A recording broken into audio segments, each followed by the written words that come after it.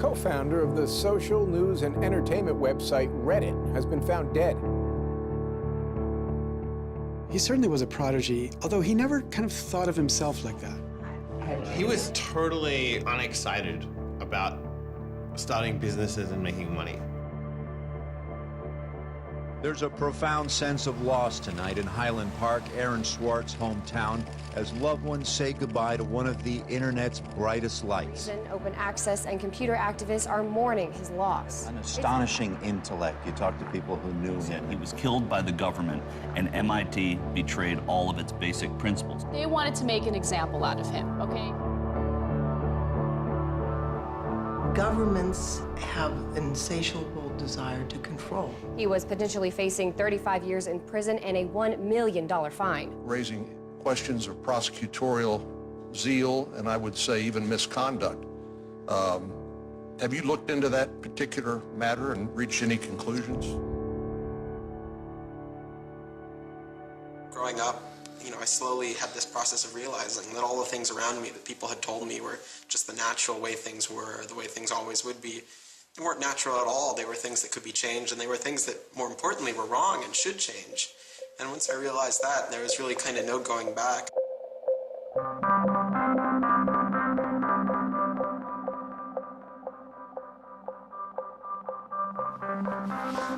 Welcome to Story Reading Time. The name of the book is Paddington at the Fair. Well, he was born in Highland Park and grew up here. Aaron came from a family of 3 brothers, all extraordinarily bright. So we were all, not the best behaved children and, 3 boys running around all the time, causing trouble. Hey, no. Aaron, what? But I've come to the realization Aaron learned how to learn at a very young age. 1, 2, 3, 4, 5, 6, 7, 8, 9, 10. Knock, knock. Who's there? Aaron. Aaron who? Aaron, funny man. He knew what he wanted, and he always wanted to do it. He always accomplished what he wanted. His curiosity was endless. Here's a little picture of what the planets are. And each planet has a symbol. Mercury symbol, Venus symbol, Earth symbol, Mars symbol, Jupiter symbol. One day he said to Susan, "What's this free family entertainment in downtown Highland Park?" Free family entertainment downtown Highland Park. He was 3 at the time, and she said, "What are you talking about?" And he said, "Look, it says here on the refrigerator, free family entertainment in downtown Highland Park." And so she was floored and astonished that he could read. It's called My Family Seder. The Seder night is different from all other nights. I remember once we were at the University of Chicago Library. I pulled a book off the shelf that was from like 1900 and showed him and said, this is really just an extraordinary place. We all were curious children, but Aaron really liked learning and really liked teaching. And today we're going to learn the ABCs backwards. D, Y, X, W, V, U, T. I remember he came home from his first algebra class, and he was like, "Noah, let me teach you algebra." And I'm like, "What is algebra?" And he was always like that. Now you press the click button. There, now it's got that. Now it's in pink. When he was about 2 or 3 years old, and Bob introduced him to computers, and he just took off like crazy on them. Go fast at 102 ABC. We all had computers, but Aaron really took to them, really took to the internet. Working at the computer? Mommy, why is nothing working? He started programming from a really young age. I remember the first program that I wrote with him was in BASIC, and it was a Star Wars trivia game. He sat down with me in the basement where the computer was for hours programming this game. The problem that I kept having with him is there was nothing that I wanted done. And to him, there was always something to do, always something that programming could solve. The way Aaron always saw it, is that programming is magic, right? You can accomplish these things that normal humans can't. Aaron made an ATM using like a Macintosh and like a cardboard box. One year for Halloween, I didn't know what I wanted to be, and he thought it'd be really, really cool if I dressed up like his new favorite computer, which at the time was the original iMac. I mean, he hated dressing up for Halloween, but he loved convincing other people to dress up as things that he wanted to see.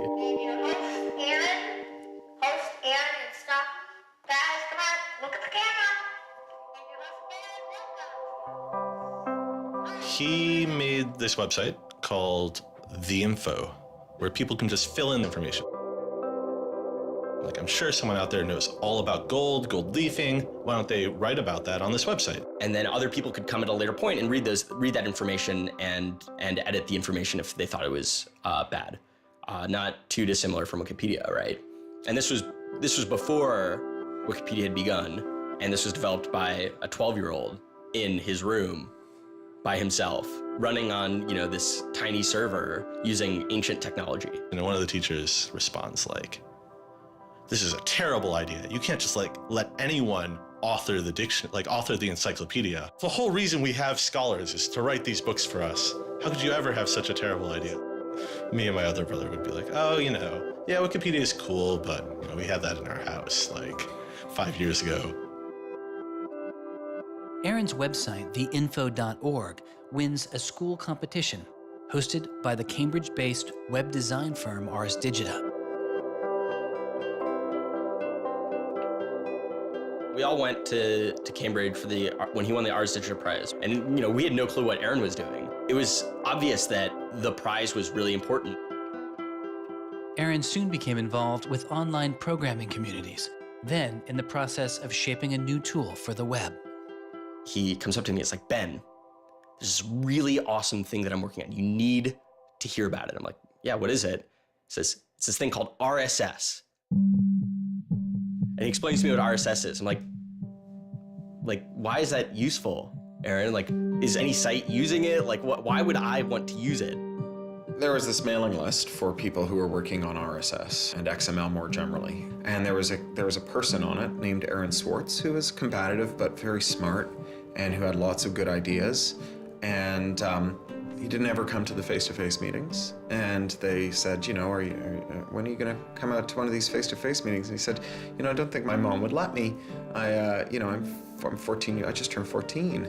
And so their first reaction was, well, this colleague we've been working with all year was 13 years old while we were working with him, and he's only 14 now. And their second reaction was, Christ, we really want to meet him. That's extraordinary. He was part of the committee that drafted RSS. What he was doing was to help build the plumbing for modern hypertext. And the piece that he was working on, RSS, was a tool that you can use to get summaries of things that are going on in other web pages. Most commonly, you would use this for a blog. You might have 10 or 20 people's blogs you want to read. You use their RSS feeds, these summaries of what's going on those other pages, to create a unified list of all the stuff that's going on. Aaron was really young, but he understood the technology and he saw that it was imperfect and looked for ways to help make it better.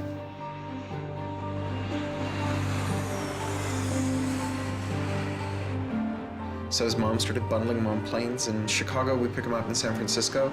We'd introduce him to interesting people to argue with, and we'd marvel at his horrific eating habits. He only ate white food, only steamed rice and not fried rice because that wasn't sufficiently white, and white bread and so on. And you kind of marvel at this, the quality of the debate emerging from this, what appeared to be a small boy's mouth. And you think, this is a kid who's really going to go somewhere if he doesn't die of scurvy. Aaron, you're up.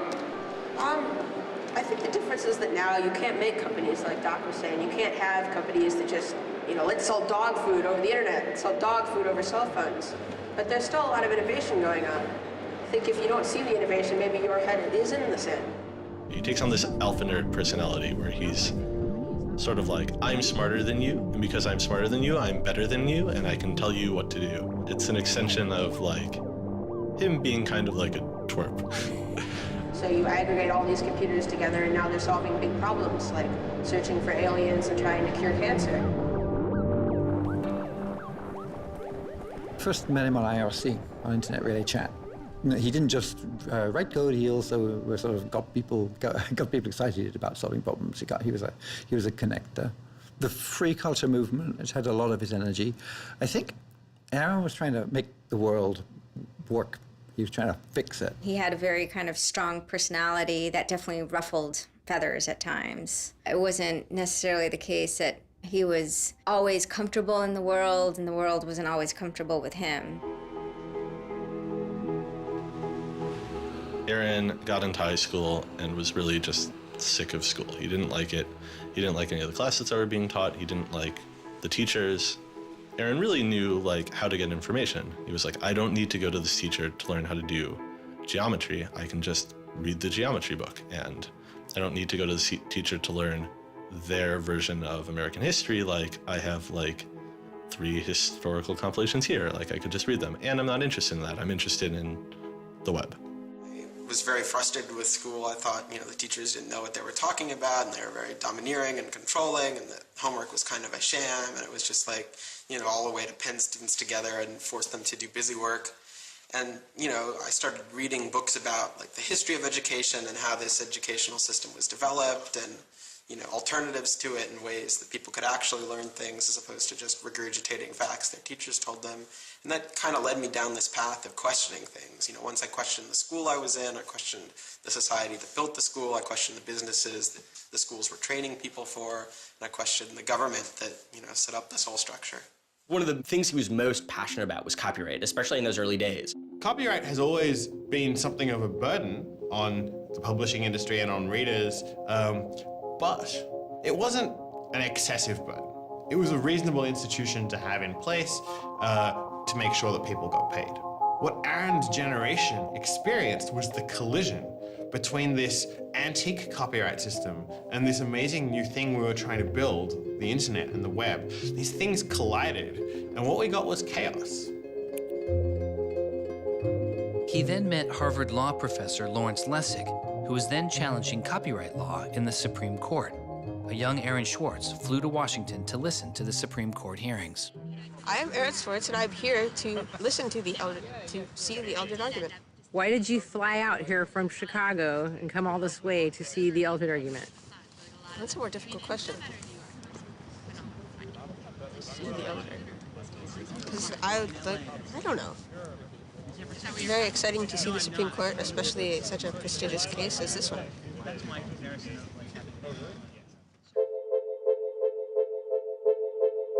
Lessig was also moving forward with a new way to define copyright on the internet. It was called Creative Commons. So the simple idea of Creative Commons is to give people, creators, a simple way to mark their creativity with the freedoms they intended to carry. So if copyright is all about all rights reserved, then this is a kind of some rights reserved model. It's I want a simple way to say to you, here's what you can do with my work, even if there are other things which you need to get my permission before you could do. And Aaron's role was the computer part. How do you architect the licenses so they would be simple and understandable and expressed in a way that machines could process it? And people are like, why do you have this, 15-year-old kid writing the specifications for the Creative Commons? Don't you think that's a huge mistake? And Larry's like, the biggest mistake we would have is not listening to this kid.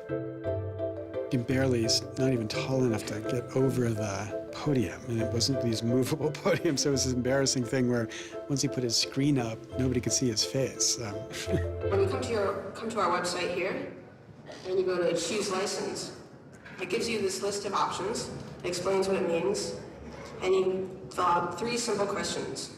Do you want to require attribution? Do you want to allow commercial uses of your work?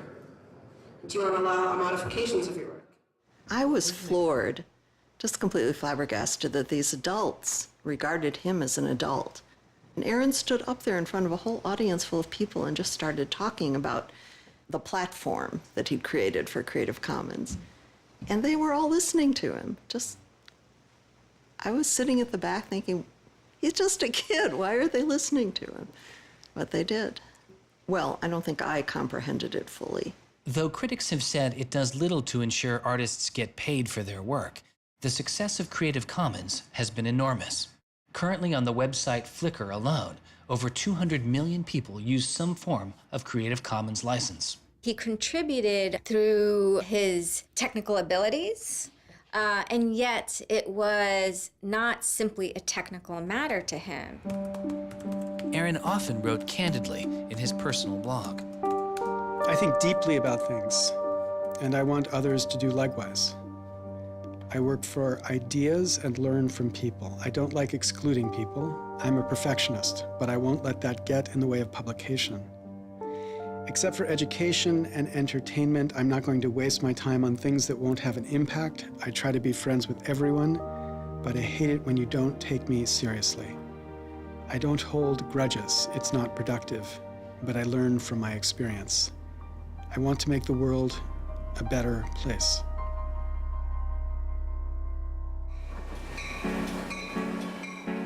In 2004, Swartz leaves Highland Park and enrolls in Stanford University. He had had ulcerative colitis, which was very troubling, and we were concerned about him taking his medication. He got hospitalized, and he would take this cocktail of pills every day. And one of those pills was a steroid, which stunted his growth and made him feel different from many of the other students. Aaron, I think, shows up at Stanford ready to do scholarship and finds himself in effectively a babysitting program for overachieving high schoolers who, in 4 years, are meant to become, captains of industry and one percenters. And I think it just made him bananas. In 2005, after only 1 year of college, Swartz was offered a spot at the new startup incubation firm called Y Combinator, led by Paul Graham. And he's like, hey, I have this idea for a website. And Paul Graham likes him enough and says, yeah, sure. So Aaron drops out of school, moves to this apartment. So this used to be Aaron's apartment when he moved here. I have vague memories of my father telling me how difficult it was to get a lease because Aaron had no credit and he dropped out of college. Aaron lived in what's now the living room, and some of the posters are left over from when Aaron lived here. And then the library. There are more books, but a lot of them are Aaron's. Aaron's Y Combinator site was called Infogami, a tool to build websites. But Infogami struggles to find users, and Swartz eventually merges his company with another Y Combinator project in need of help. It was a project headed by Steve Huffman and Alexis Ohanian, called Reddit. There we were, starting from almost nothing. No users, no money, no code, and growing day by day into a hugely popular website. And it showed no signs of letting up. First we had 1,000 users, then 10,000, then 20,000, and on and on. It was just incredible. Reddit becomes huge, and it's a real sort of geeky corner of the internet. There's a lot of humor, there's a lot of art, and there's just people who flock to the site and make that site the main site they go to every morning to get their news. Reddit kind of just borders on chaos at some level. So on the one hand, it's a place where people discuss news of the day, technology, politics, and issues. And yet there is a lot of kind of not safe for work material, offensive material. There's some subreddits where trolls find a welcome home. And so in that sense, Reddit has been kind of home to controversy as well. It kind of sits on that edge of chaos. Reddit catches the attention of the corporate magazine giant Condé Nast, who makes an offer to buy the company. Some large amount of money, large enough that my dad was getting bugged with questions about how do I store this money? Like a lot of money. Like a lot of money. Probably more than $1 million, but I don't actually know. And he is how old at the time? 19, 20. So it was in this apartment. They sat around on what predated these couches, hacking on Reddit. And when they sold Reddit, they threw a giant party and then all flew out to California the next day and left the keys with me. It was funny, he just sold a startup, so we all kind of presumed he was the richest person around, but he said, oh no, I'll take this tiny little shoebox-sized room. That's all I need. It was barely larger than a closet. The idea of him spending his money on fancy objects just seems so implausible. He explains it's I like living in apartments, so I'm not going to spend a lot of money on a new place to live. I'm not going to buy a mansion. And I like wearing jeans and a t-shirt, so I'm not going to spend any more money on clothes. So like, it's, you know, really no big deal. What is a big deal to Swartz is how traffic flows on the internet and what commands our attention. In the old system of broadcasting, you were fundamentally limited by the amount of space in the airwaves. You know, you could only send out 10 channels over the airwaves of television, right? Or even with cable, you had 500 channels. On the internet, everybody can have a channel. Everyone can get a blog or a MySpace page. Everyone has a way of expressing themselves. And so what you see now is not a question of who gets access to the airwaves. It's a question of who gets control over the ways you find people. You know, you start seeing power centralizing in sites like Google, these sort of gatekeepers that tell you where on the internet you want to go, the people who provide you your sources of news and information. So it's not, you know, only certain people have a license to speak. Now everyone has a license to speak. It's a question of who gets heard. After he started working in San Francisco at Condé Nast, he comes into the office and they want to give him a computer with all this crap installed on it and say that he can't install any new things on his computer, which to a developer is outrageous, right? From the first day, he was complaining about all this stuff. Gray walls, gray desks, gray noise. The first day I showed up here, I simply couldn't take it. By lunchtime, I had literally locked myself in a bathroom stall and started crying. I can't imagine staying sane with someone buzzing in my ear all day, let alone getting any actual work done. Nobody else seems to get work done here either. Everybody's always coming into our room to hang out and chat or invite us to play the new video game system that Wired is testing. He really had different aspirations that were politically oriented. And Silicon Valley just doesn't really quite have that culture that orients technical activity for the purposes of political goals. Aaron hated working for a corporation. They all hate working for Condé Nast, but Aaron is like the only one who's not going to take it. And Aaron basically gets himself fired by not showing up to work ever. It was said to be a messy breakup. Both Alexis Ohanian and Steve Huffman declined to be interviewed for this film. He rejected the business world. One of the really important things to remember about that choice when Aaron decided to kind of leave startup culture is that he was also leaving behind the things that had made him, you know, famous and well-loved, and, you know, he was at risk of letting down fans. He got to where he was supposed to be going and had the self-awareness and the orneriness to realize that he had climbed the mountain of shit to pluck the single rose and discovered that he'd lost his sense of smell. And rather than sit there and insist that it wasn't as bad as it seemed, and he did get the rose in any event, he climbed back down again, which is pretty cool. The way Aaron always saw it is that programming is magic, right? You can accomplish these things that normal humans can't by being able to program. So if you had magical powers, would you use them for good or to make you mountains of cash? Swartz was inspired by one of the visionaries he had met as a child, the man who had invented the World Wide Web, Tim Berners-Lee. In the 1990s, Berners-Lee was arguably sitting on one of the most lucrative inventions of the 20th century. But instead of profiting from the invention of the World Wide Web, he gave it away for free. It is the only reason the World Wide Web exists today. Aaron is certainly deeply influenced by Tim. Tim is certainly a very prominent early internet genius who doesn't in any sense cash out. He's not at all interested in how he's going to figure out how to make $1 billion. People would have seen, there's money to be made there. So there would have been lots of little webs instead of one big one. And one little web, and lots of little webs doesn't work because you can't follow links from one to the other. You know, you had to have the critical mass for this thing was the entire planet. So it's not going to work unless the whole planet can get on board.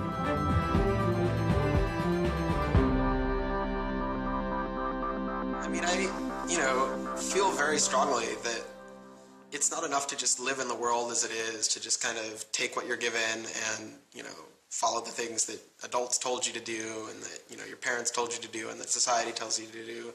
I think you should always be questioning. I take this very scientific attitude that everything you've learned is just provisional, that, you know, it's always open to recantation or refutation or questioning. And I think the same applies to society. Once I realized that there were real serious problems, fundamental problems that I could do something to address, I didn't see a way to forget that. I didn't see a way not to. We just started spending a lot of time just kind of as friends. We would just talk for hours into the night. I definitely should have understood that he was flirting with me. I think to some degree I was like, this is a terrible idea and impossible, and therefore I will pretend it is not happening. As my marriage was breaking down and I was really stuck without anywhere to go, we became roommates and brought my daughter over. We moved in and furnished the house, and it was really peaceful. Like, my life had not been peaceful for a while, and really neither had his.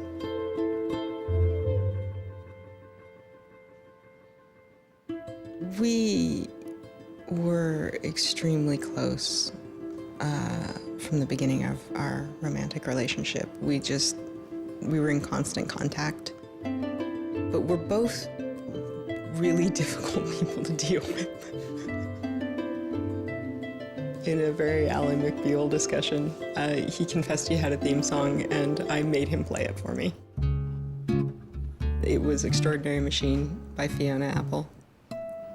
I think it was just that sense of kind of being a little bit embattled that the song has.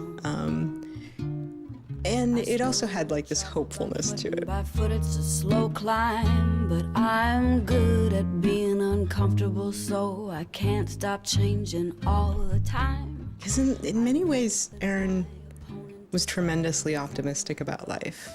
Even when he didn't feel it, he could be tremendously optimistic about life. Extraordinary machine.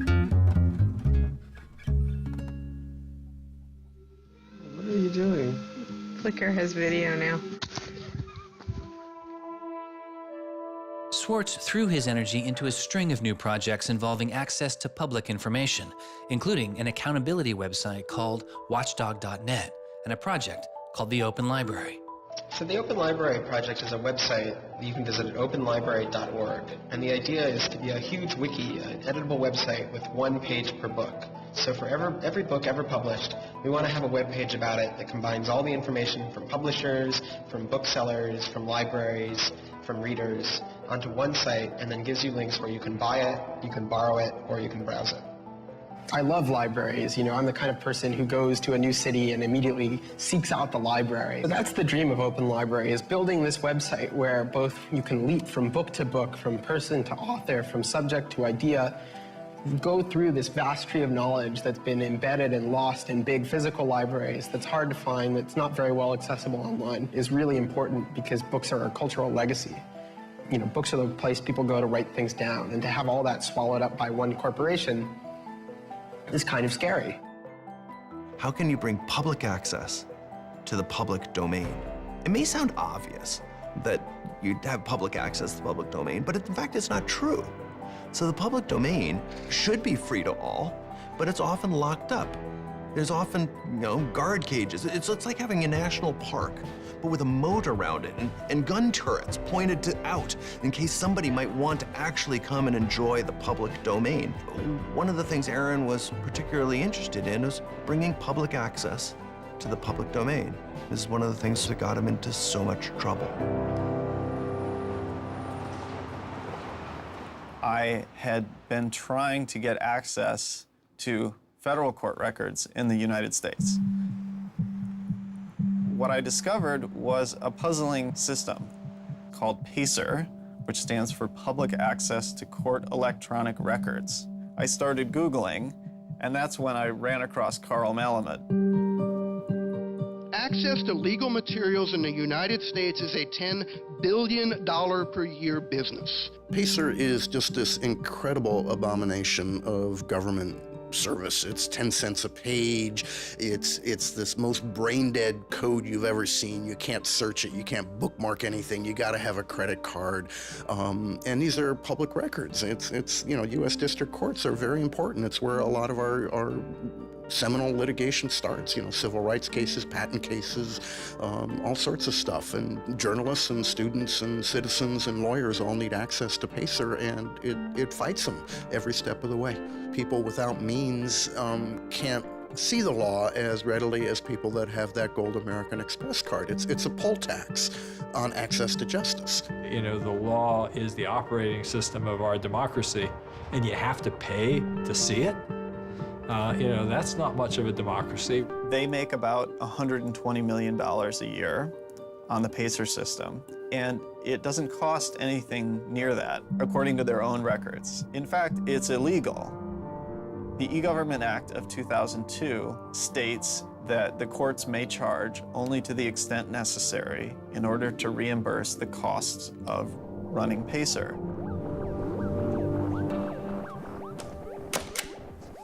As the founder of public.resource.org, Malamud wanted to protest the PACER charges. He started a program called the PACER Recycling Project, where people could upload PACER documents they had already paid for to a free database so others could use them. The PACER people were getting a lot of flack from Congress and others about public access. And so they put together this system. In 17 libraries across the country, there was free PACER access. That's one library every 22,000 square miles, I believe. So it wasn't like really convenient. I encouraged volunteers to join the so-called thumb drive corps and download docs from the public access libraries, upload them to the PACER recycling site. People take a thumb drive into one of these libraries and they download a bunch of documents and they send them to me. And nothing, it was just a joke. In fact, when you clicked on thumb drive core, there was a Wizard of Oz, the Munchkins singing, so a little video clip came up. We represent the Lollipop Guild. But of course, I get this phone call from Steve Schultz and Aaron saying, gee, we'd like to join the thumb drive corps. Around that time, I ran into Aaron at a conference. This is something that really has to be a collaboration between a lot of different people. So I approached him and I said, hey, I'm thinking about an intervention on the PACER problem. Schultz had already developed a program that could automatically download PACER documents from the trial libraries. Swartz wanted to take a look. So I showed him the code. And I didn't know what would come next, but as it turns out, over the course of the next few hours at that conference, he was off sitting in a corner, improving my code, recruiting a friend of his that lived near one of these libraries to go into the library and to begin to test his improved code, at which point the folks at the courts realized something's not going quite according to plan. And data started to come in and come in and come in, and soon there were 760 gigabytes of PACER docs, about 20 million pages. Using information retrieved from the trial libraries, Swartz was conducting massive, automated parallel downloading of the PACER system. He was able to acquire nearly 2.7 million federal court documents, almost 20 million pages of text. Now, I'll grant you that 20 million pages had perhaps exceeded the expectations of the people running the Pilot Access Project, but surprising a bureaucrat isn't illegal. Aaron and Carl decided to go talk to the New York Times about what happened. They also caught the attention of the FBI, who began to stake out Schwartz's parents' house in Illinois. But I get a tweet from his mother saying, call me. It's like, oh my God, what the hell's going on here? And so I finally got a hold of Aaron, and Aaron's mother was like, oh my God, FBI, FBI, FBI. An FBI agent drives down our home's driveway trying to see if Aaron is in his room. And I remember being home that day and wondering why this car was driving down our driveway and just driving back out. I was like, that's weird. 5 years later, I read this FBI file and I'm like, oh my goodness. That was the FBI agent in my driveway. He was terrified. He was totally terrified. He was way more terrified after the FBI actually called him up on the phone and tried to sucker him into coming down to a coffee shop without a lawyer. He said he went home and laid down on the bed and was shaking. The downloading also uncovered massive privacy violations in the court documents. Ultimately, the courts were forced to change their policies as a result. And the FBI closed their investigation without bringing charges. To this day, I find it remarkable that anybody, even at the most remote podunk field office of the FBI, thought that a fitting use for taxpayer dollars was investigating people for criminal theft on the grounds that they had made the law public. How can you call yourself a lawman and think that there can possibly be anything wrong in this whole world with making the law public? Aaron was willing to put himself at risk for the causes that he believed in. Bothered by wealth disparity, Swartz moves beyond technology and into a broader range of political causes. I went into Congress and I invited him to come and hang out and intern for us for a while so that he could learn, the political process. He was sort of learning about a new community, a new set of skills, and kind of learning to hack politics. It seems ridiculous that miners should have to hammer away until their whole bodies are dripping with sweat, faced with the knowledge that if they dare to stop, they won't be able to put food on the table that night, while I get to make larger and larger amounts of money each day just by sitting and watching TV. But apparently the world is ridiculous. So I co-founded a group called the Progressive Change Campaign Committee, and what we try and do is we try and organize people over the internet who care about progressive politics and moving the country in a more progressive direction to kind of come together, join our email list, join our campaigns, and help get progressive candidates elected all across the country. The group is responsible for igniting the grassroots effort behind the campaign to elect Elizabeth Warren to the Senate. He might have thought it was a dumb system, but he came in and he said, I need to learn this system because it can be manipulated like any social system. But his passion for knowledge in libraries didn't take a back seat. Aaron began to take a closer look at institutions that publish academic journal articles. By virtue of being students at a major U.S. university, I assume that you have access to a wide variety of scholarly journals. Pretty much every major university in the United States pays these sort of licensing fees to organizations like JSTOR and Thomson and ISI to get access to scholarly journals that the rest of the world can't read.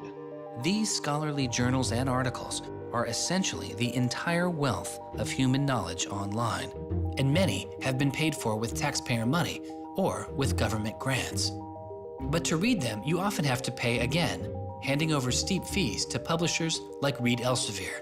These licensing fees are so substantial that people who are studying in India instead of studying in the United States don't have this kind of access.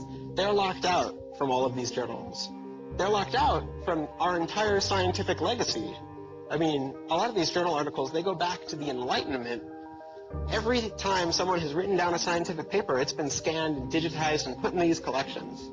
That is a legacy that has been brought to us by the history of people doing interesting work, the history of scientists. It's a legacy that should belong to us as a commons, as a people, but instead it's been locked up and put online by a handful of for-profit corporations who then try and get the maximum profit they can out of it. So a researcher paid by the university or the people publishes a paper, and in the very, very last step of that process, after all the work is done, after all the original research is done, the thinking, the lab work, the analysis, after everything is done at that last stage, then the researcher has to hand over his or her copyright to this multi-billion-dollar company. And it's sick. It's an entire economy built on volunteer labor. And then the publishers sit at the very top and scrape off the cream.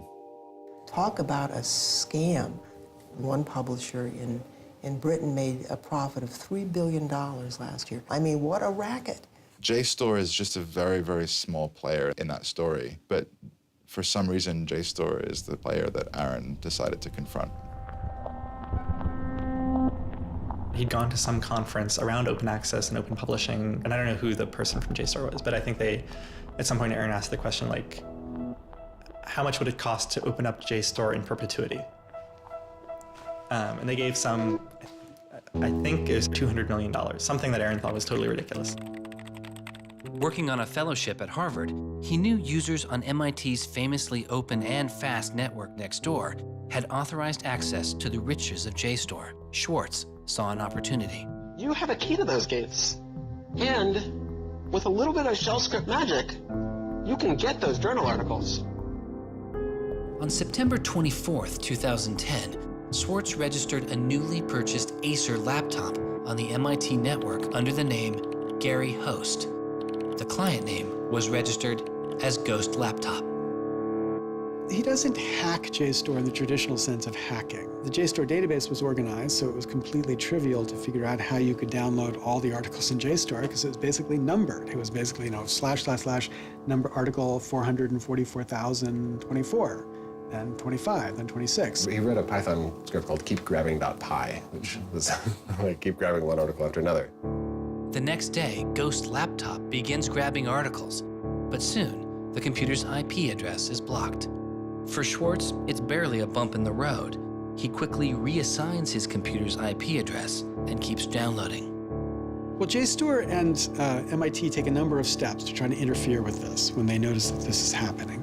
And when the more modest steps don't work, then at a certain stage, JSTOR just cuts off MIT from having access to the JSTOR database. So there's this kind of cat and mouse game around getting access to the JSTOR database. Aaron ultimately, obviously, is the cat because he has more technical capability than the JSTOR database people do in defending them. And eventually, there was an unlocked supply closet in the basement of one of the buildings. And he went, instead of going through Wi-Fi, he went down there and he just plugged his computer directly into the network and just left it there with an external hard drive downloading these articles to the computer. Unknown to Swartz, his laptop and hard drive had been found by authorities. They didn't stop the downloads. Instead, they installed a surveillance camera.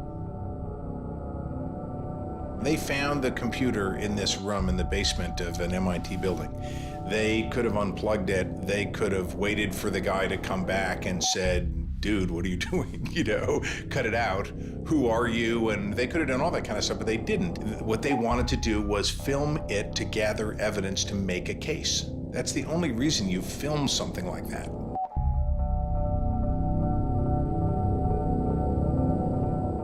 At first, the only person caught on the glitchy surveillance camera was using the closet as a place to store bottles and cans.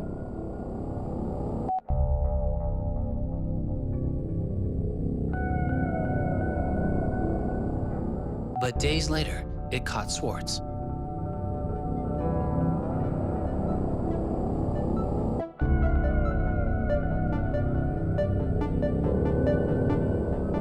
Swartz is replacing a hard drive.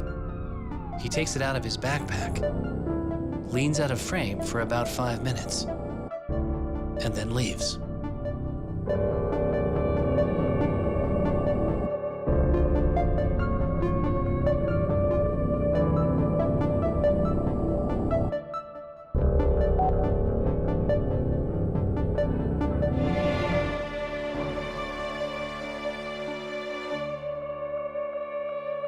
And then they organized a stakeout where as he was biking home from MIT, these cops came out from either side of the road or something like that and started going after him. He describes that he was pressed down and assaulted by the police. He tells me that it's unclear that they were police that were after him. He thought that someone was trying to attack him. He does tell me they beat him up. I was just devastated. The notion of any kind of criminal prosecution of anyone in our family or anything was so foreign and incomprehensible, I didn't know what to do.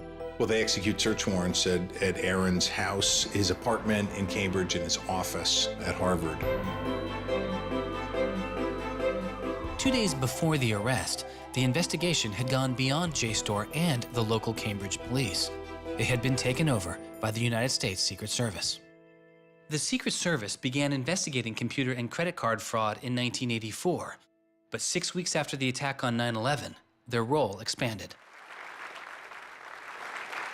President Bush used the Patriot Act to establish a network of what they called electronic crimes task forces.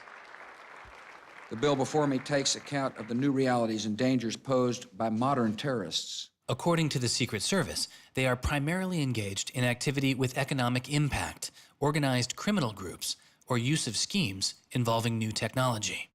The Secret Service turned Swartz's case over to the Boston U.S. Attorney's Office. There was a guy in the U.S. Attorney's Office who had the title head of the Computer Crimes Division or Task Force.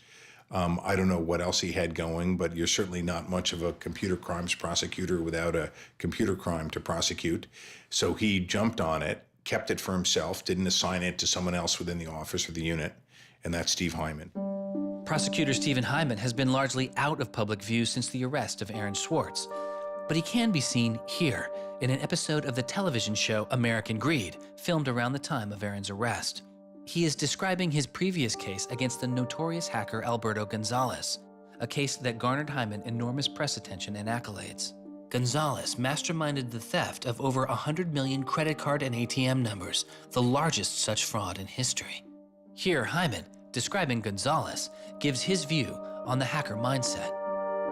These guys are driven by a lot of the same things that we're driven by. They have an ego, they like challenge, and of course they like money and everything you can get from money. One of the suspects implicated in the Gonzalez case was a young hacker named Jonathan James. Believing Gonzalez's crimes would be pinned on him, James committed suicide during the investigation.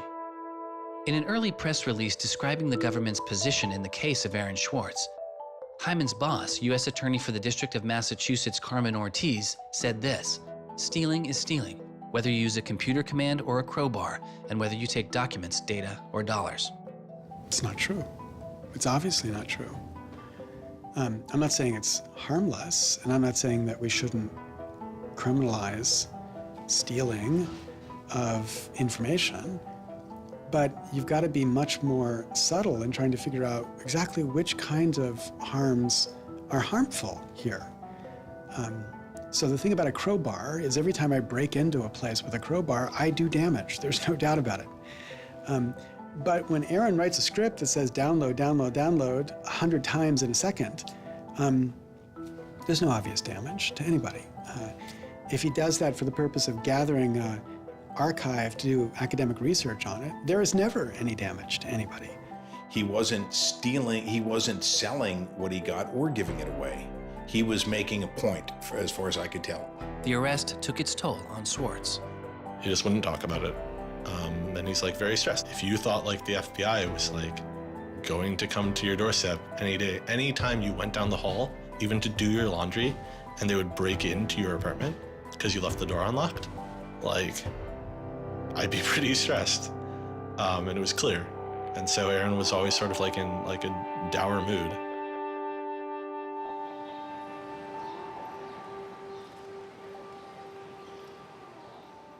He wouldn't give off any sensitive information about his whereabouts during this time because he was so afraid that the FBI would be waiting for him.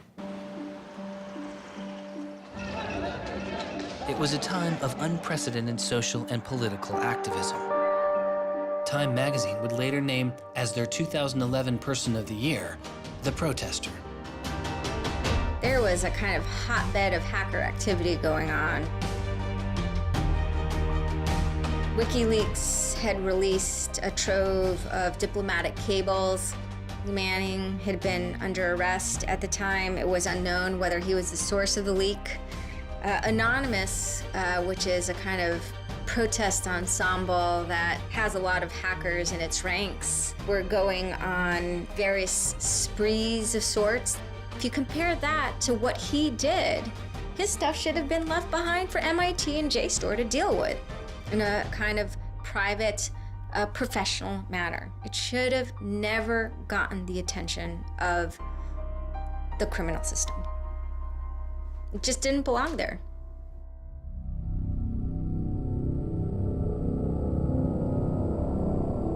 Before he was indicted, Swartz was offered a plea deal that involved 3 months in prison, time in a halfway house, and a year of home detention, all without the use of a computer.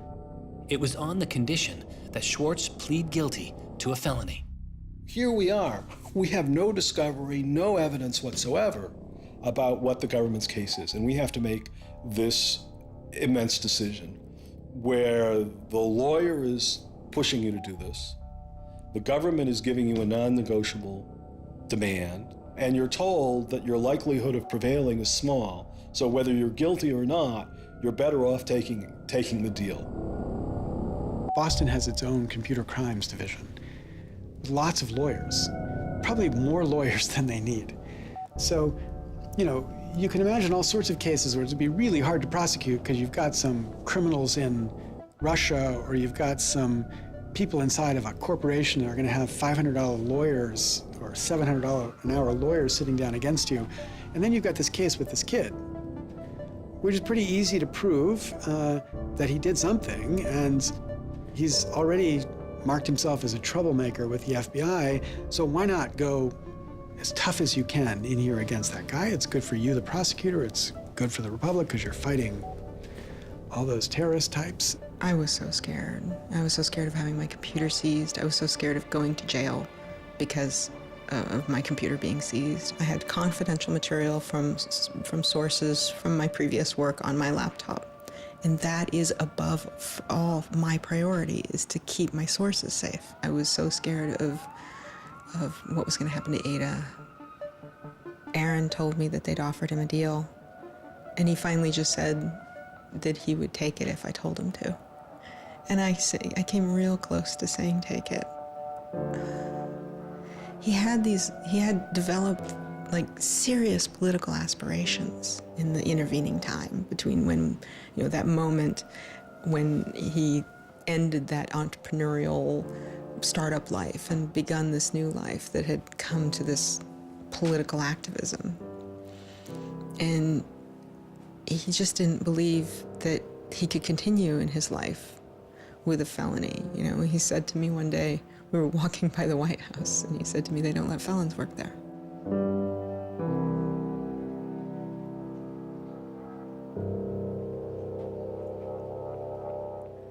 And he really wanted that to be his life.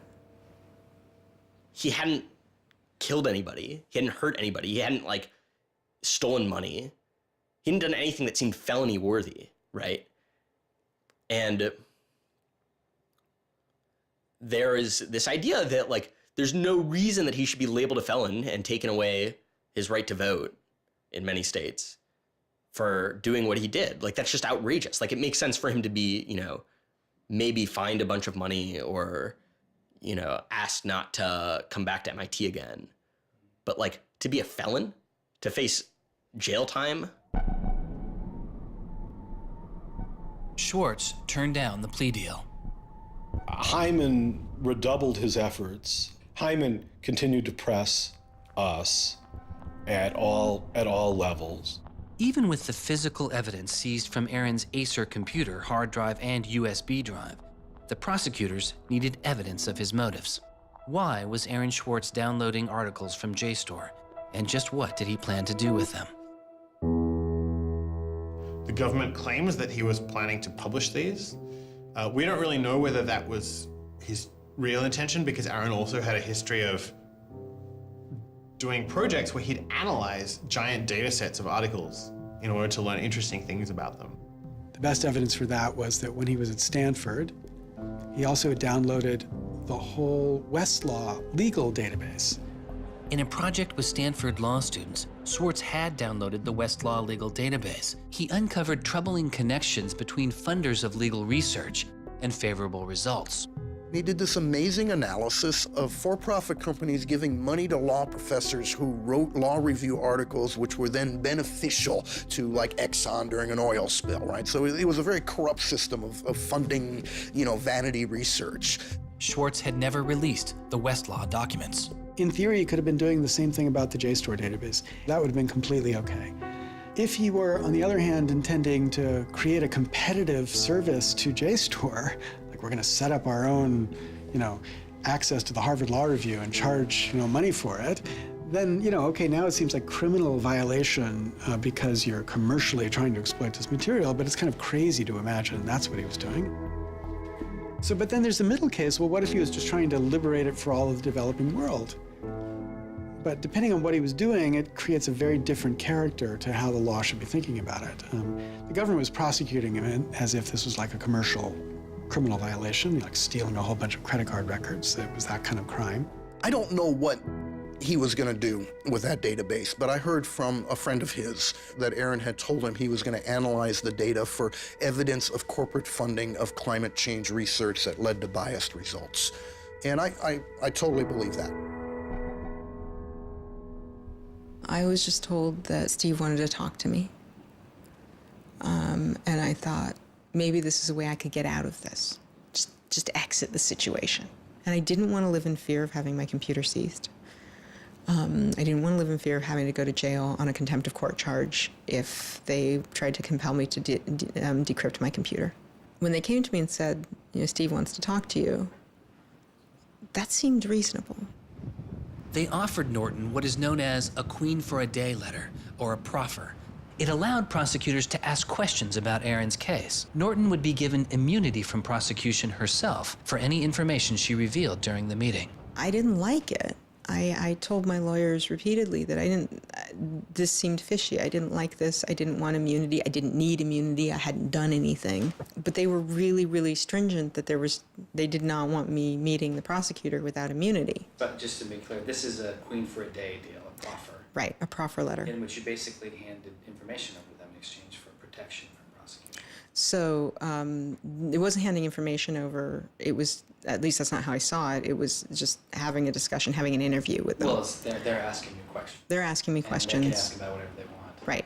And whatever they learn, I really, right, and I repeatedly tried to go in naked. I repeatedly tried to turn down the proffer letter. I was ill.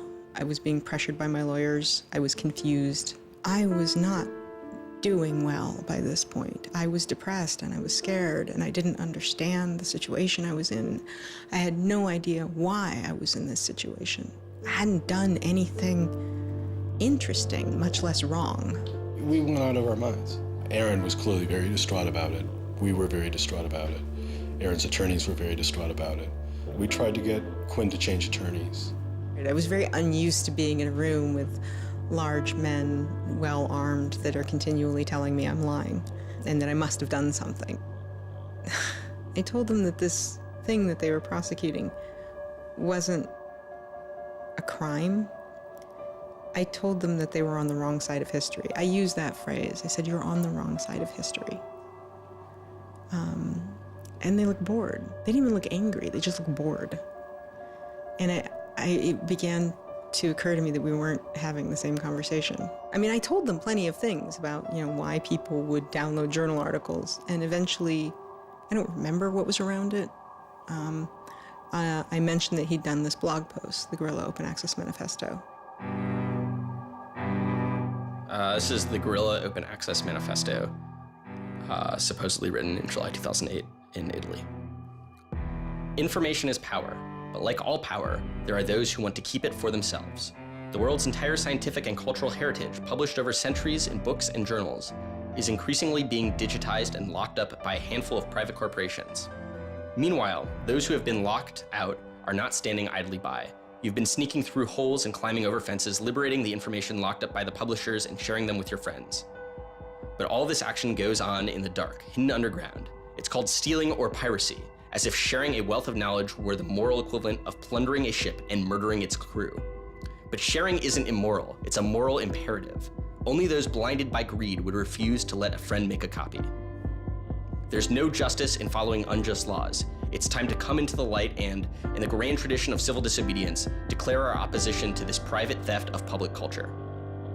The manifesto itself was allegedly written by 4 different people and also edited by Norton. But it was Swartz who had signed his name to it. When it's over, I go immediately to Aaron and tell him everything I can remember about it. And he gets very angry.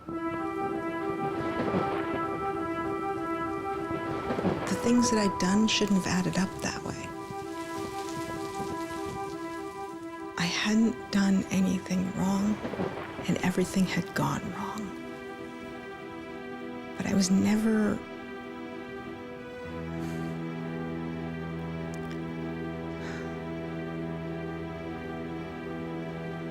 I'm still angry. I'm still angry that you can try your best with these people to do the right thing, and they will turn everything against you, and they will hurt you with anything they can. And in that moment, I regret that I said what I did. But my much larger regret is that we have settled for this, that we are okay with this. That we are okay with a justice system that tries to game people into little traps so they can ruin their lives. So yeah, I wish I hadn't said that, but I am much, much angrier that this is where I am. That this is what we as a people think is okay. They used every method that I think they could think of to get her to provide information which would be unhelpful to Aaron and helpful to the prosecution of Aaron. Right. But you know, I don't think she had information that was helpful to the government. Months go by as Swartz's friends and family await a looming indictment. In the meantime, Swartz was becoming a go-to expert on a series of internet issues. To you then, do you think that the internet is something that should be considered a human right and something that the government cannot take away from you? Yes, definitely. I mean, this notion that national security is an excuse to shut down the internet, that's exactly what we heard in Egypt and Syria and all these other countries. And so, yeah, it's true. Sites like WikiLeaks are going to be putting up some embarrassing material about what the U.S. government does, and people are going to be organizing to protest about it and try and change their government. You know, and that's a good thing. That's what all these First Amendment rights of free expression, of freedom of association are all about. And so the notion that we should try and shut those down, I think, just goes against very basic American principles. The principle, I think, is one that our founding fathers would have understood. If the internet had been around back then, instead of putting post offices in the Constitution, they would have put ISPs. Well, it's definitely interesting to see how... Swartz meets activist Aaron Stinebrickner-Kauffman, and the two begin to date. We need a massive global public outcry. If there's no massive global public outcry, it won't create any change. You know, 4 people in this city should cause a massive global public outcry. You know, we need a petition signer. Without telling her specifics, he warned her he was involved in something he called simply the bad thing. And I had sort of crazy theories, like that he was having an affair with Elizabeth Warren or something. I speculated both Hillary Clinton and Elizabeth Warren, actually, but so sometime in probably late July, Aaron called me, and I happened to pick up, and he said, you know, the bad thing might be in the news tomorrow. Do you want me to tell you, or do you want to read about it in the news? And I said, well, I want you to tell me. And he said, well, I've been arrested for downloading too many academic journal articles, and they want to make an example out of me. And I was like, that's it? That's the big fuss? Really? Like, this doesn't sound like a very big deal. On July 14th, 2011, federal prosecutors indict Swartz on 4 felony counts. He gets indicted on the same day that like 2 people in England who are part of LulzSec get arrested, and like a few other real hackers. And Aaron is just like someone who kind of looks like a hacker, enough that they can like, you know, put his head on a stake and like put it on the gates. Aaron went to surrender, and they arrested him. They then strip searched him, took away his shoelaces, took away his belt, and left him in solitary confinement. The District of Massachusetts United States Attorney's Office released a statement saying Swartz faces up to 35 years in prison, to be followed by 3 years of supervised release, restitution, forfeiture, and a fine of up to $1 million. He is released on $100,000 bail. The same day, the primary victim in the case, JSTOR, formally drops all charges against Swartz and declines to pursue the case. JSTOR, they weren't our friends, they weren't helpful or friendly to us, but they also were just kind of like, we're not part of this. JSTOR and their parent company, Ithaca, also sidestepped requests to talk with this film. But at the time, they released a statement saying it was the government's decision whether to prosecute, not JSTOR's. And so it's our belief that with that, the case will be over. That we should be able to get Steve Hyman to drop the case or settle it in some rational way. And the government refused. Why? Well, because I think they wanted to make an example out of Aaron. And they said they wanted to, the reason why they wouldn't move on requiring a felony conviction and jail time was that they wanted to use this case as a case of for deterrence. They told us that. They told you that? Yes. This was going to be an example? Yes. He was going to be an example? Yes. Steve Hyman said that. Deterring who? Like, there's other people out there running around logging onto JSTOR and downloading the articles to make a political statement? I mean, who are they deterring? It would be easier to understand the Obama administration's posture of supposedly being for deterrence if this was an administration that, for instance, prosecuted arguably the biggest economic crime that this country has seen in the last 100 years, the crimes that were committed that led to the financial crisis on Wall Street. When you start deploying the non-controversial idea of deterrence only selectively, you stop making a dispassionate analysis of lawbreaking, and you started deciding to deploy law enforcement resources specifically on the basis of political ideology. And that's not just undemocratic, it's supposed to be un-American. Prosecutor Stephen Hyman later reportedly told MIT's outside counsel that the straw that broke the camel's back was a press release sent out by an organization Swartz founded called Demand Progress. According to the MIT account, Hyman reacted to the short statement of support, calling it a wild internet campaign and a foolish move that moved the case from a human one-on-one level to an institutional level. That was a poisonous combination. A prosecutor who didn't want to lose face, who had a political career in the offing maybe, and didn't want to have this come back and haunt them. You spent how many tax dollars arresting someone for taking too many books out of the library and they got your ass handed to you in court? No way. I then moved to try to put pressure on MIT in various ways to get them to go to the government and request the government to stop the prosecution. What is MIT's reaction to that? There doesn't seem to be any reaction from MIT at that point.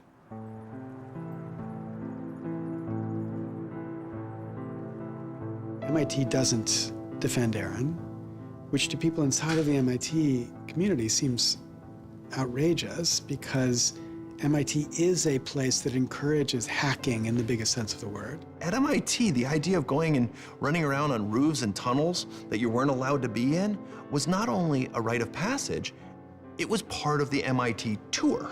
And lockpicking was a winter course at MIT. They had the moral authority to stop it in its tracks. MIT never stood up and took a position of saying to the feds, don't do this. We don't want you to do this. You're overreacting. This is too strong, that I'm aware of. They acted kind of like any corporation would. They helped the government. They didn't help us unless they felt they had to, and they never tried to stop it. MIT declined repeated requests to comment, but they later released a report saying they attempted to maintain a position of neutrality and believed Hyman and the U.S. Attorney's Office did not care what MIT thought or said about the case. MIT's behavior seemed really at odds with the MIT ethos, right?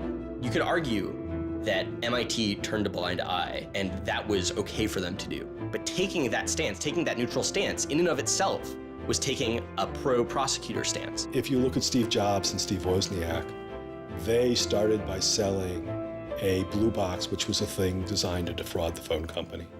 If you look at Bill Gates and Paul Allen, they initially started their business by using computer time at Harvard, which was pretty clearly against the rules. The difference between Aaron and the people I just mentioned is that Aaron wanted to make the world a better place. He didn't just want to make money. Swartz continues to be outspoken on a variety of internet issues. You know, the reason the internet works is because of the competitive marketplace of ideas. And what we need to be focusing on is getting more information about our government, more accessibility, more discussion, more debate. But instead, it seems like what Congress is focused on is shutting things down. Aaron thought he could change the world just by explaining the world very clearly to people. Flame can literally control your computer and make it spy on you. Welcome, Aaron. Good to have you back on the show here. You know, just like spies used to in olden days, put microphones and tap what people were saying, now they're using computers to do the same things. Schwartz's political activity continues, his attention turning to a bill moving through Congress designed to curb online piracy. It was called SOPA.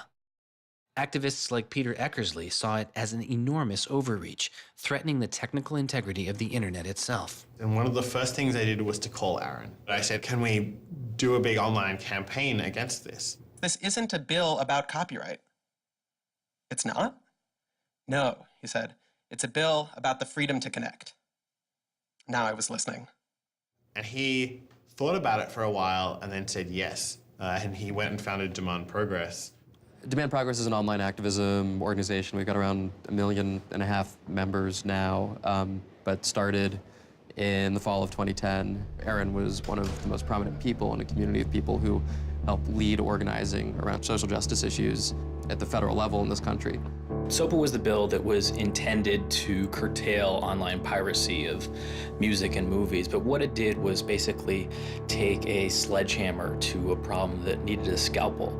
If passed, the law would allow a company to cut off finances to entire websites without due process, or even to force Google to exclude their links. All they needed was a single claim of copyright infringement. It pitted the titans of traditional media against a new and now far more sophisticated remix culture. It makes everyone who runs a website into a policeman. And if they don't do their job of making sure nobody on their site uses it for anything that's even potentially illegal, the entire site can get shut down without even so much as a trial. This was over the top. I mean, this was a catastrophe. This bill poses a serious threat to speech and civil liberties for all who use the internet. There were only a handful of us who said, look, we're not for piracy either, but it makes no sense to destroy the architecture of the internet, the domain name system, and so much that makes it free and open in the name of fighting piracy. And Aaron got that right away. The freedoms guaranteed in our Constitution, the freedoms our country had been built on, would be suddenly deleted. New technology, instead of bringing us greater freedom, would have snuffed out fundamental rights we'd always taken for granted. And I realized that day, talking to Peter, that I couldn't let that happen. When SOPA was introduced in October 2011, it was considered inevitable. Our strategy when it first came out was to hopefully slow the bill down, maybe weaken it a little bit, but even we didn't think that we would be able to stop this bill. Having worked in Washington, what you learn is that typically in Washington, the legislative fights are fights between different sets of corporate moneyed interests. They're all duking it out to pass legislation. And the fights that are the closest are when you have one set of corporate interests against another set of corporate interests, and they're financially equally matched in terms of campaign contributions and lobbying. Those are the closest ones. The ones that aren't even fights, typically, are ones where all the money is on one side, all the corporations are on one side, and it's just millions of people on the other side. I haven't seen anything like PIPA and SOPA in all my time in public service. There were more than 40 United States senators on that bill as co-sponsors. So there were already a long, long way to getting the 60 votes to have it clear all the procedural hoops. Even I began to doubt myself. It was a rough period. Swartz and Demand Progress were able to marshal enormous support, using traditional outreach combined with commonly used voice-over IP to make it very easy for people to call Congress. I've never met anybody else who was able to operate at his level, both on the technological side and on the campaign strategy side. Millions of people contacted Congress and signed anti-SOPA petitions. Congress was caught off guard. There was just something about watching those clueless members of Congress debate the bill, watching them insist they could regulate the internet and a bunch of nerds couldn't possibly stop them. I am not a nerd. I'm just not enough of a nerd. Maybe we ought to ask some nerds what this thing really does. Let's have a hearing, bring in the nerds. Really? Nerds? You know, I think actually the word you're looking for is experts. To enlighten you so your laws don't backfire, break the internet. We use the term geek, but we're allowed to use that because we are geeks. The fact that it got as far as it did without them talking to any technical experts reflects the fact that there is a problem in this town. I'm looking for somebody to come before this body and testify in a hearing and say, this is why they're wrong. There used to be an office that provided science and technology advice, and members could go to them and say, help me understand XYZ. And Gingrich killed it. He said it was a waste of money. Ever since then, Congress has plunged into the dark ages. I don't think anybody really thought that SOPA could be beaten, including Aaron. I think it was worth trying, but it didn't seem winnable. And I remember maybe a few months later, I remember him just turning to me and being like, I think we might win this. And I was like, that would be amazing. Calls to Congress continue. When the domain hosting site GoDaddy becomes a supporter of the bill, tens of thousands of users transferred their domain names in protest. Within a week, a humbled GoDaddy reverses their position on SOPA. When the Congress people that supported the record and movie industries realized that there was this backlash, they kind of scaled the bill back a little bit. You could see the curve happening. You could see that our arguments were starting to resonate. It was like Aaron had been striking a match and it was being blown out. Striking another one was being blown out. And finally he'd managed to catch enough kindling that the flame actually caught, and then it turned into this roaring blaze. On January 16th, 2012, the White House issued a statement saying they didn't support the bill. And then this happened. I'm a big believer that we should be dealing with issues of piracy, and we should deal with them in a serious way. But this bill is not the right bill. When Jimmy Wales put his support towards blacking out Wikipedia, the #5 most popular website in the world. This is a website that's on several % of all of the clicks on anywhere on the internet. Wikipedia went black, Reddit went black, Craigslist went black, phone lines on Capitol Hill flat out melted. Members of Congress started rushing to issue statements retracting their support for the bill that they were promoting just a couple days ago. Within 24 hours, the number of opponents of SOPA in Congress went from this to this. To see congressmen and senators slowly flip sides throughout the day of the blackout was pretty unbelievable. There was like a 100 representative swing. And that was when, as hard as it was for me to believe, after all this, we had won. The thing that everyone said was impossible, that some of the biggest companies in the world had written off as kind of a pipe dream, had happened. We did it. We won. This is a historic week in internet politics, maybe American politics. The thing that we heard from people in Washington, D.C., from staffers on Capitol Hill was they received more emails and more phone calls on SOPA blackout day than they'd ever received about anything. I think that was an extremely exciting moment. This was the moment when the internet had grown up politically. It was exhilarating because it's hard to believe it actually happened. It's hard to believe a bill with so much financial power behind it didn't simply sail through the Congress. And not only did it not sail through, it didn't pass at all. It's easy sometimes to feel like you're powerless, like when you come out in the streets and you march and you yell and nobody hears you. But I'm here to tell you today, you are powerful. So yeah, maybe sometimes you feel like you're not being listened to, but I'm here to tell you that you are. You are being listened to. You are making a difference. You can stop this bill if you don't stop fighting. Stop PIPA. Stop SOPA. Some of the biggest internet companies, to put it frankly, would benefit from a world in which their little competitors could get censored. We can't let that happen. For him, it was more important to be sure that you made a small change than to play a small part in a big change. But SOPA was like playing a major part in a major change. And so for him, it was kind of this proof of concept, like, okay, what I want to do with my life is change the world. I think about it in this really scientific way of like, I'm measuring my impact. And this shows that it's possible, right? That the thing that I want to do with my life is possible.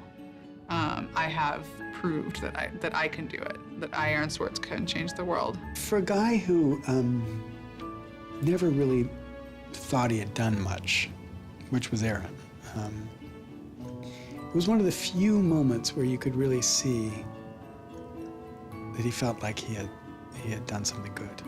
Feeling like here is his maybe one and only victory lap. Everyone said there was no way we could stop SOPA. We stopped it. This is 3 outrageously good victories, and the year isn't even over yet. I mean, if there's a time to be positive, it's now. You know, he wins at SOPA a year after he's arrested it's not unambiguously happy moments. There's a lot going on. He's so attuned towards participating in the political process, you can't stop him. The list of organizations Swartz founded or co-founded is enormous. And years before Edward Snowden would expose widespread internet surveillance, Swartz was already concerned. It is shocking to think that the accountability is so lax that they don't even have sort of basic statistics about how big the spying program is. And if the answer is, oh, we're spying on so many people we can't possibly even count them, then that's an awful lot of people, right? It would be one thing if they said, look, you know, we know the number of telephones we're spying on, we don't know exactly how many real people that corresponds to, but they just came back and said, we can't give you a number at all. That's pretty, I mean, it's scary is what it is. Well, that's scary. You know, they put incredible pressure on him, took away his, you know, all of the money he had made. They, you know, threatened to take away his physical freedom. Why'd they do it, you know? I mean, well, why are they going after whistleblowers, you know? Why are they going after people who tell the, you know, who tell the truth about all sorts of things? I mean, from the banks to the, you know, to war, to just sort of government transparency. So secrecy serves those who are already in power. And we are living in an era of secrecy that coincides with an era where the government is doing also a lot of things that are probably illegal and unconstitutional. So those two things are not coincidences. It's very clear that this technology has been developed not for small countries overseas, but right here for use in the United States by the U.S. government. The problem with the spying program is it's this sort of long, slow expansion, you know, going back to the Nixon administration, right? Obviously, it became big after 9/11 under George W. Bush, and Obama has continued to expand it, and the problems have slowly grown worse and worse. But there's never been this moment you can point to, say, okay, we need to galvanize opposition today because today is when it matters. Instead, it's mattered for. The prosecution, in my estimation, of Aaron Swartz was about sending a particular laser-like message to a group of people that the Obama administration sees as politically threatening. And that is essentially the hacker, the information, and the democracy activist community. And the message that the Obama administration wanted to send to that particular community was, in my estimation, we know you have the ability to make trouble for the establishment. And so we are going to try to make an example out of Aaron Swartz to scare as many of you as possible into not making that trouble. And the government said, oh, the legal opinions we're using to legalize the spying program are also classified. So we can't even tell you which laws we're using to spy on you. You know, every time they can say, oh, this is another instance of cyber war, the cyber criminals are attacking us again, we're all in danger, we're all under threat. They use those as excuses to push through more and more dangerous laws. And so just to follow that up, like personally, how do you feel the fight is going, I guess? It's up to you. I know, but we gotta like, you know. You know, there's sort of these two polarizing perspectives, right? Everything is great. The internet has created all this freedom and liberty and everything's gonna be fantastic. Or everything is terrible. The internet has created all these tools for cracking down and spying and, you know, controlling what we say. And the thing is, both are true, right? The internet has done both. And both are kind of amazing and astonishing. And which one will win out in the long run is up to us. It doesn't make sense to say, oh, one is doing better than the other. You know, they're both true. And it's up to us which ones we emphasize and which ones we take advantage of, because they're both there and they're both always going to be there.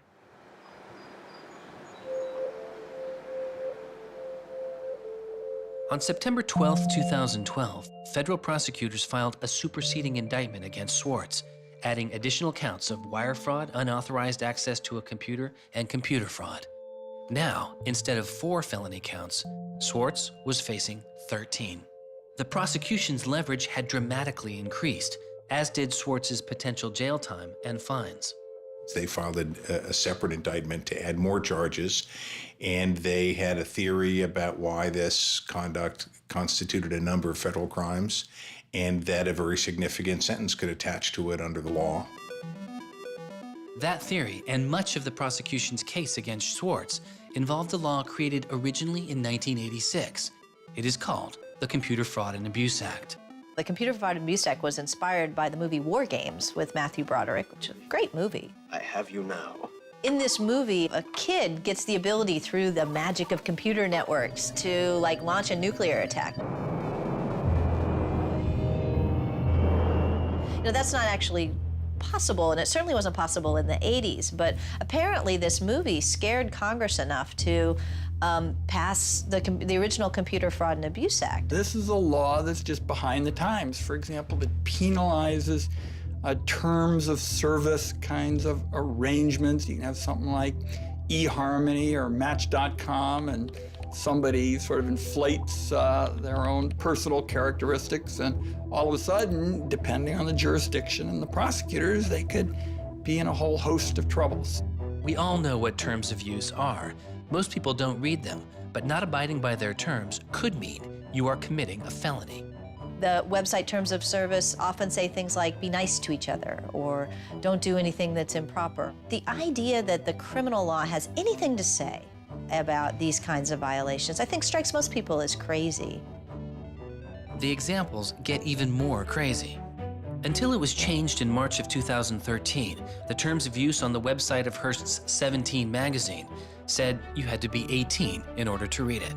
I would say that the way the CFA has been interpreted by the Justice Department, we are probably all breaking the law. Vague and prone to misuse, the CFAA has become a one-size-fits-all hammer for a wide range of computer-related disputes. Though not the only factor in his case, 11 of the 13 charges against Swartz involved the Computer Fraud and Abuse Act. The question why hangs over much of the story of Aaron Swartz. Just what was motivating the government, and what would their case have been? The Department of Justice declined requests for answers, but Professor Oren Kerr is a former prosecutor who has studied the case. So I think I come about this case from a different direction than other people on a number of reasons. I was a federal prosecutor at the Justice Department for 3 years before I started teaching. The government came forward with an indictment based on what crimes they thought were committed, just as a purely lawyers matter, looking at the precedents, looking at the statute, looking at the history, looking at the cases that are out there so far. I think it was a fair indictment based on that. You can debate whether they should have charged this case. There's just a lot of disagreement. Some people are on the open access side, some people are not. I think the government took Swartz's guerrilla open access manifesto very seriously. And I think they saw him as somebody who was committed as a moral imperative to breaking the law to overcome a law that Swartz saw as unjust. And in a democracy, if you think a law is unjust, there are ways of changing that law. There's going to Congress, as Swartz did so masterfully with SOPA. Or you can violate that law in a way to try to nullify that law. And I think what was driving the prosecution was the sense that Swartz was committed not just to breaking the law, but to really making sure that law was nullified, that everyone would have access to the database in a way that you couldn't put the toothpaste back into the tube. It would be done, and Swartz's side would win. There's a big disagreement in society as to whether that is an unjust law, and ultimately that's a decision for the American people to make, working through Congress. And then the second problem is, I think, we're still trying to figure out what's the line between less serious offenses and more serious offenses. We're now entering this different environment of computers and computer misuse, and we don't yet have a really strong sense of exactly what these lines are. So we're just working that out.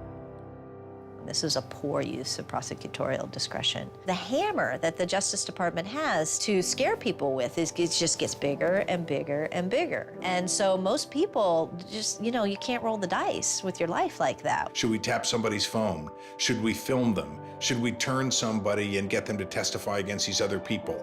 That's how federal agents and prosecutors think. They build cases, they make cases. Swartz was caught in the gears of a brutal criminal justice system that could not turn back. A machine that has made America the country with the highest rate of incarceration in the world. We have in this country allowed ourselves to be captured by the politics of fear and anger. And anything we're afraid of, like the future of the internet and access, and anything we're angry about instinctively creates a criminal justice intervention.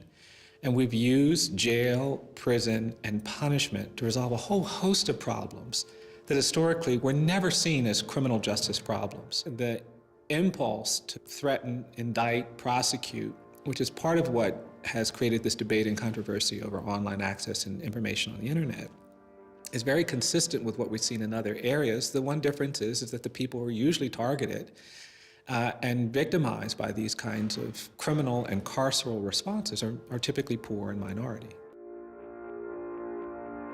Swartz's isolation from friends and family increased.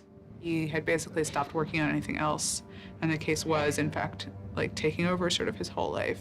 One of Aaron's lawyers apparently told the prosecutors that he was emotionally vulnerable and that was something that they really needed to keep in mind so that they knew that. It was weighing on him very heavily.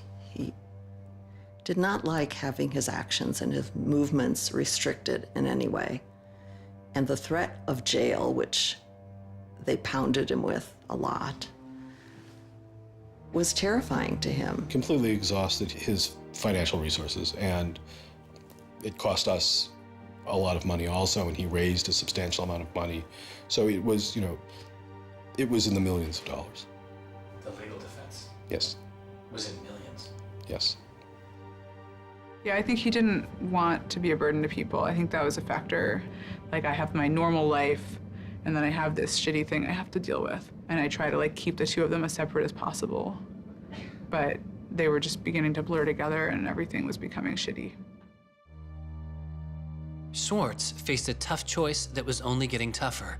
Do you admit guilt and move on with your life, or do you fight a broken system? With his legal case, the answer was simple. He rejects the final plea deal, and a trial date is set. Aaron was resolute that he didn't want to knuckle under and accept something that he didn't believe was fair, but I also think he was scared.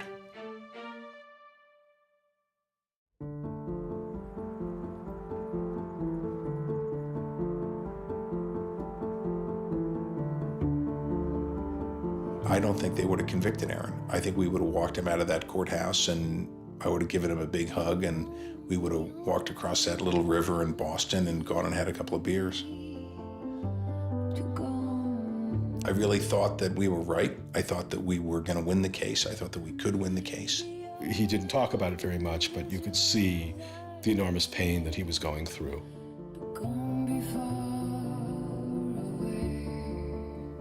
No time in his childhood did Aaron have any severe mood swings or like depressive episodes or anything that I would ascribe to severe depression. And it's possible, he was depressed. People get depressed.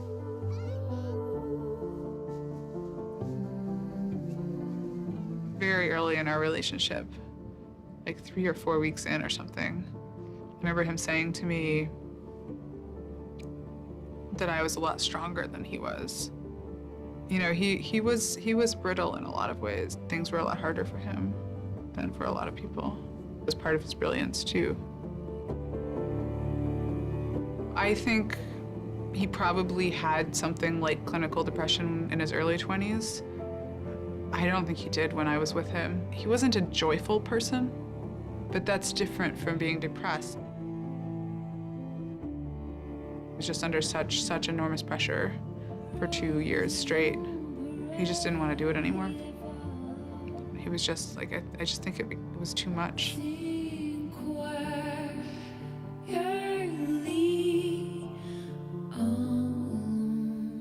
I got a phone call late at night. I could tell something was wrong, and then I called and I realized what had happened.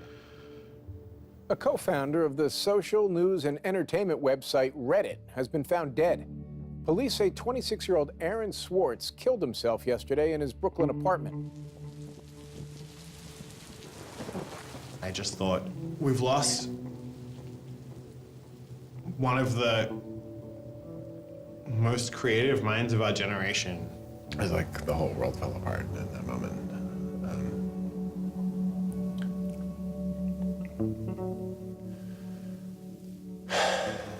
It was one of the hardest nights of my life. So I kept screaming, I can't hear you. What did you say? I can't hear you. I can't, that's it.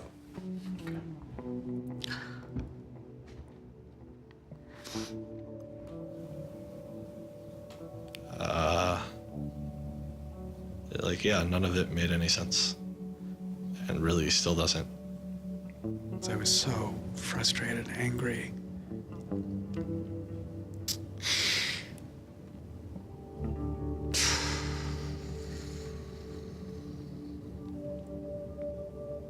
I tried to explain it to my kids.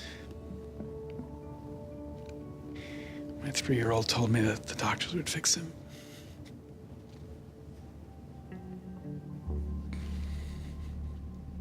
I've known lots of people who've died, but I've never lost anybody like this. Because everybody feels, and I do too, there's so much we could have more to do. Like, I just didn't know he was there. I didn't know this was what he was suffering, and he was part of me. And I just wanted it to not be real. And then I just looked at his Wikipedia page and I saw the end date.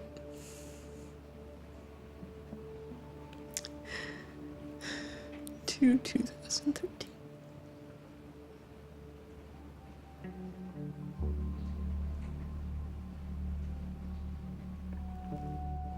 Aaron is dead.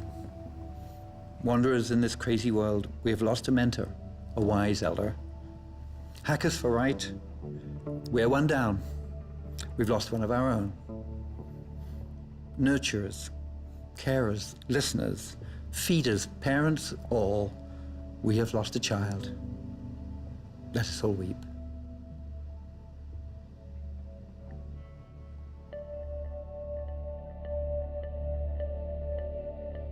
my first thought was, well, what if nobody even notices?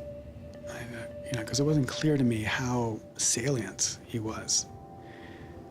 I had never seen anything quite like the outpouring I saw. The net just lit up. I mean, everyone was trying to explain it in their own way, but I've never seen people grieve on Twitter before. People were visibly grieving online. He was the internet's own boy. And the old world killed him. We are standing in the middle of a time when great injustice is not touched. The architects of the financial meltdown have dinner with the president regularly. In the middle of that time, the idea that this was what the government had to prosecute just seems absurd if it weren't tragic. The question is, can we do something, given what's happened, to make the world a better place? And how can we further that legacy? That's the only question one can ask. All over the world, there were starting to be hackathons and gatherings. And Aaron Swartz has, in some sense, brought the best out of us in trying to say, how do we fix this? He was, in my humble opinion, one of the true extraordinary revolutionaries that this country has produced. I don't know whether Aaron was defeated or victorious, but we are certainly shaped by the hand of the things that he wrestled with. When we turn armed agents of the law on citizens trying to increase access to knowledge, we've broken the rule of law, we've desecrated the temple of justice. Aaron Swartz was not a criminal. Change does not roll in on the wheels of inevitability, it comes through continuous struggle. Aaron really could do magic. And I'm dedicated to making sure that his magic doesn't end with his death. He believed that he could change the world, and he was right. Out of the last week and out of today, phoenixes are already rising. Since Swartz's death, Representative Zoe Lofgren and Senator Ron Wyden have introduced legislation that would reform the Computer Fraud and Abuse Act, the outdated law that formed the majority of the charges against Swartz. It's called Aaron's Law. Aaron believed that, you literally ought to be asking yourself all of the time, what is the most important thing I could be working on in the world right now? And if you're not working on that, why aren't you? This is what democracy looks like. We are the people. Internet freedom is under attack. What do we do? Stand up like that. Internet freedom is under attack. What do we do? Okay, hey, go home. Our North East has got to go. Hey, hey. I wish we could change the past, but we cannot. but we can change the future, and we must. We must do so for Aaron. We must do so for ourselves. We must do so to make our world a better place, a more humane place, a place where justice works and access to knowledge becomes a human right. So there was a kid back in February from Baltimore, 14 years old, who had access to JSTOR. And he'd been spelunking through JSTOR after reading something. And he figured out a way to do early tests for pancreatic cancer. And pancreatic cancer kills the shit out of you because we detect it way too late. By the time we detect it, it's already too late to do anything about it. He sent emails off to the entire oncology department at Johns Hopkins, you know, hundreds of them. And every 14-year-old kid, yeah. And most of them ignored it, right? But one of them sent him an email back and said, this is not an entirely stupid idea. Why don't you come on over? And this kid worked evenings and weekends with this researcher. And in February, I heard him on the news, just a couple of weeks after Aaron died, when Aaron was in the news a lot. Sorry. And he said the reason he was on the news is because they'd done it. They were shipping an early test for pancreatic cancer that was going to save lives. And he said, this is why what Aaron did was so important. Because you never know, right? This truth of the universe is not only something that policymakers use to figure out, you know, what the speed limit should be. It's where the thing that's going to keep, you know, your kid from dying of pancreatic cancer comes from.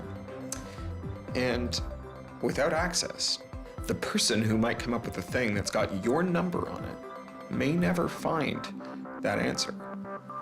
He slept so well, he didn't fall out of bed once, not even when he dreamed he was back on the spacecraft.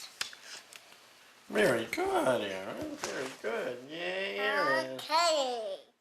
Now it's song time.